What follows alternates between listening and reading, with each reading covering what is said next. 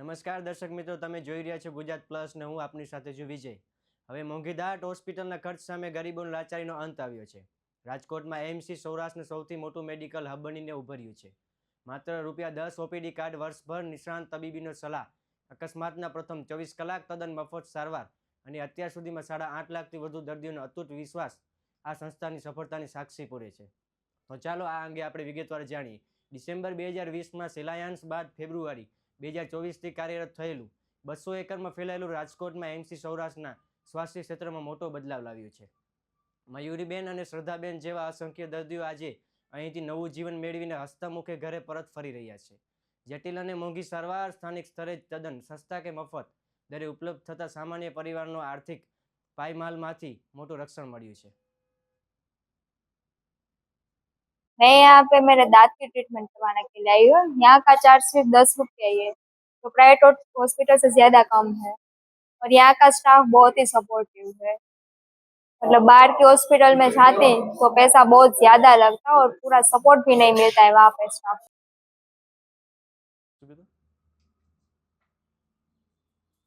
Technology અને તબીબી કુશળતાના સમન્વયથી અહીં દર મહિને આશરે 180 જેટલી જટિલ સર્જરી થાય છે.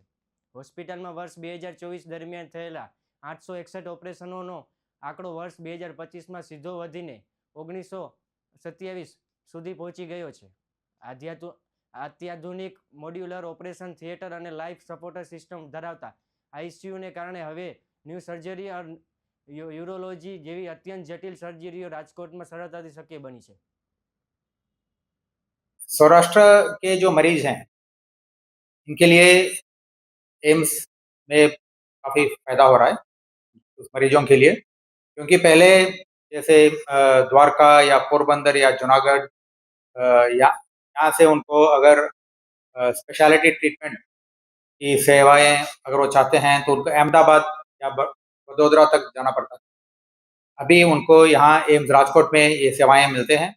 हमारे पास आधुनिक डायग्नोस्टिक फैसिलिटीज़ हैं, जैसे सीटी स्कैन, एमआरआई और कैंसर के लिए मैमोग्राफी।